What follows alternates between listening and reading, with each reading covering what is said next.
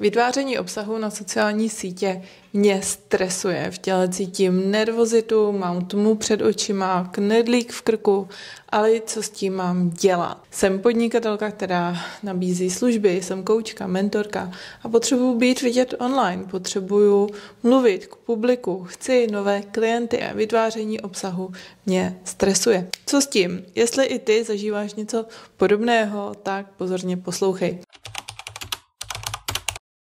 Tady s těmito tématy za mnou často chodí moje klientky a tady je to, co jim radím a jak dále s tím pracujeme. Tak v první řadě chci pochopit, že tě nestresuje tady ten foťák nebo iPhone nebo nějaký telefon. To jsou pouze předměty. Co tě stresuje a vyvádí tě z té míry, je ta myšlenka kolem toho. Jsou tam myšlenky typu, co si o mě řeknou ostatní, co když řeknu nějakou blbost, už to dělá plno dalších lidí, ti jsou mnohem chytřejší než já, co já tady komu budu vykládat, co když udělám nějakou chybu, co když selžu, budu vypadat trapně, co si o mě řeknou známí a tak dál a tak dál. Jo, je tam plno myšlenek, které ti právě způsobují tu nervozitu. Možná máš v sobě vypěstovaný i takový vzorec perfekcionismu a máš velmi silného vnitřního kritika. Je to přesně takový ten hlásek, který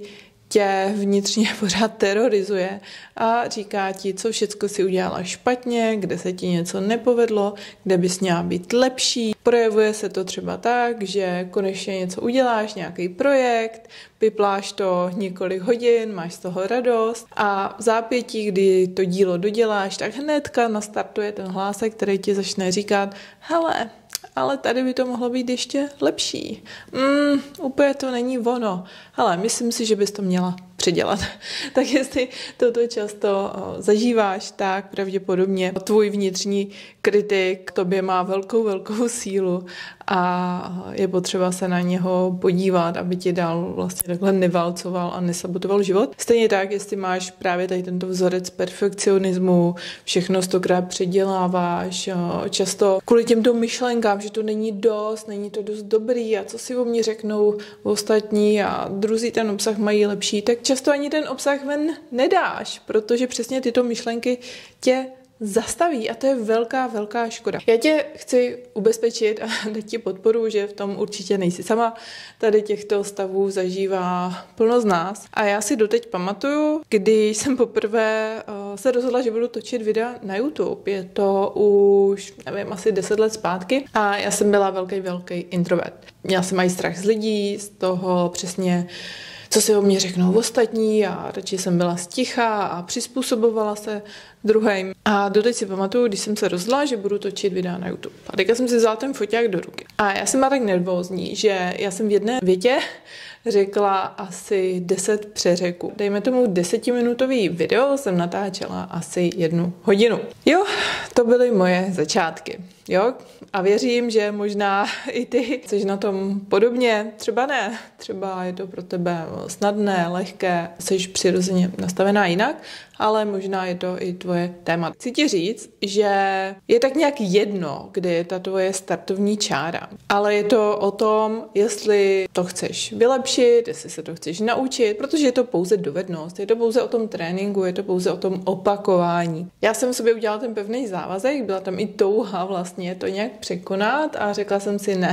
já prostě ty videa budu točit a prostě to hold budu editovat delší dobu, než to všechno prostříhám a tak dál. Od té doby točím videa pravidelně, začala jsem točit videa na YouTube 3krát týdně, dala jsem si pevný závazek, jednoduše jsem se v tom cvičila, až se z toho stala moje druhá přirozenost. A v dnešní době točím videa do mých online programů, tréninku, mám živá vysílání na sociální sítě, tady na YouTube a už mě vlastně nedělá problém zapnout kameru a mluvit. Ani se často na to nemusím připravovat. Takže i do toho stavu se můžeš dostat ty. Takže jsem ti jenom chtěla popsat, kde jsem byla já zhruba před těmi 10 lety. Samozřejmě ten vývoj netrval celých těch 10 let, ale dejme tomu za pár měsíců už jsem to docela švihala, už tam ta nervozita nebyla. Co s tím, jo? Co s tím? Jestli i ty zažíváš tu nervozitu a jo, úplně to sevření v krku, knedlík v krku a co mě klientky často popisují, jo, tak úplně tmu před očima, najednou, co mám říct. Ono chce pochopit, že tvůj nervový systém v těchto situacích má pocit, že ti jde o život, jo, že je to pro tebe ohrožující situace, takže jde do módu přežití. Jestli jsi neviděla video o tom, jak ti nervová soustava ruinuje tvoje podnikání, tak se na něho podívej, tam jsem o tom mluvila víc do podrobností. Tvoje nervová soustava má většinou 3 režimy přežití, boj, útěk anebo zamrznutí. A právě to, když často máš právě tu tmu před očima, nejenom nevíš, co máš říkat, okno, tak je to ten stav zamrznutí. Jsi úplně v té paralýze. To je jednoduše reakce tvého nervového systému. Takže už jenom tady tato informace ti v tom velmi, velmi pomůže. V tom, aha, můj nervový systém si právě teď myslí, že mě jde o život, že na mě útočí nějaký divoký zvíře. Takže co já potřebuji udělat je dát tomu tělu signál, že jsem v bezpečí. Pomáhá i vědět, co tobě pomůže proto, aby ses uvolnila. Celkově, jaký jsou tvoje zdroje, který tě dávají do lepší nálady, cítíš se u nich skvěle, uvolněně, co to je. Takže když přijde právě tady ten dostav té paralýzy, alias ten režim toho zamrznutí, tak co potřebuji udělat proto, abych svému tělu dala signál, ale všechno je v pohodě. Já právě své klientky učím několik technik, záleží samozřejmě, kolik mají času, některé techniky zaberou fakt 1 minutu, některé, když chceš víc ten nervový systém přetrénovat, tak už jsou na delší dobu. Je tady plno možností, jak s tím pracovat, jak se sklidnit, ale často jenom pomůže si dát ruku na srdce, na to svoje tělo, nebo obejmout to svoje tělo a říct mu, jsem bezpečí. Všechno je v pořádku, rozhlídneš se kolem sebe, jo, dáš vlastně signál tomu tělu, tvému mozku, hele, jo, žádný divoký zvíře tady není, jsem v klidu, bezpečí, o životně nejde. A už jenom tady tímto se začneš vlastně sklidňovat. Tady tato informace a to, když sama sebe ujistí, že všechno je v pořádku, tak se začneš sklidňovat. To je jedna věc. Pak jsou tam samozřejmě ty strachy z toho, co si o mě řeknou ostatní, že selžu, udělám chybu. Toto můžou být trošku hlubší věci, které pravděpodobně vedou už do tvýho dětství nebo do školy, kdy tě třeba šikanovali. Jo, často to slyším od mých klientek, že byli různě šikanovaní. Rodiče je kritizovali, nepřijímali je, takový, jaký jsou, srovnávali je s dalšíma lidma.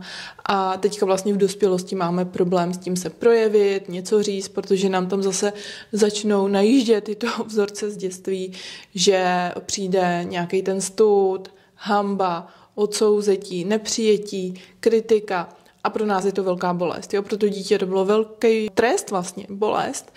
A tyto emoce v nás zase se začínají ožívat. Mozek vždycky sahá do kartotéky minulých vzpomínek a hnedka si vytvoří tu asociaci. Aha, tuto situaci už jsem kdysi zažila jako malá a cítila jsem se tam takhle a znova ti nabídne tu emoci teďka, i když už nejseš v té škole, i když už nejseš malá holka, tak zase začneš vlastně prožívat to svoje dětství.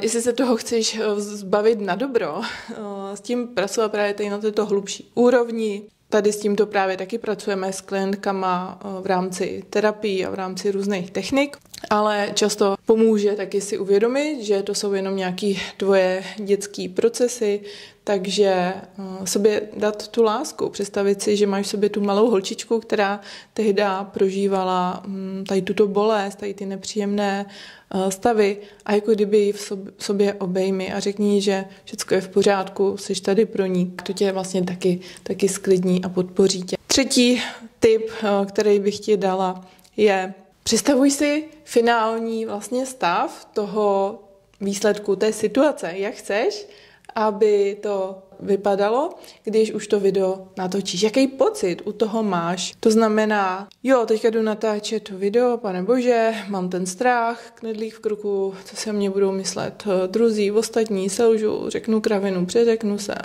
A zaměřuju se teďka na ten problém, na tu situaci, kde to bolí, je to nepříjemný. A ten mozek právě potřebuje v té situaci naopak jiný ty emoce, aby tě podpořil, aby ti dovolil tou situaci projít. Takže ty potřebuješ si vyvolat vlastně emoce toho úspěchu. Takže jaký by to bylo, kdybych to video už měla natočený, kdybych měla pozitivní reakce na to video, kdyby mě lidé psali pozitivní komentáře, chválili mě, jaký by to byl pocit, že jsem to zvládla, jsem úspěšná. A je potřeba, aby se spojila právě tady s tímto konečným výsledkem, tady s tímto pocitem.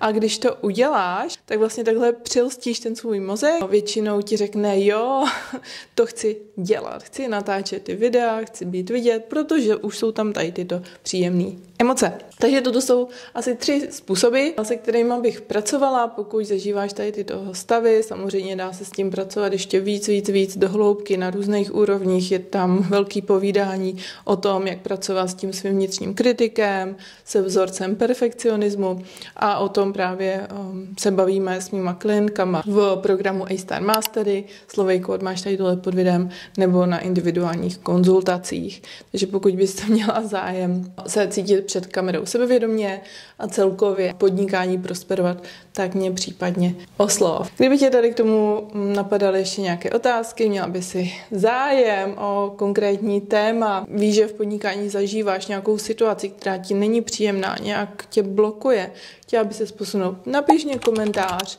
svěř se mě a moc ráda pro tebe vytvořím další video, další obsah. Pro dnešek dej like tady tomu videu a určitě mě sleduj a uvidíme se příště. Ahoj, krásný den.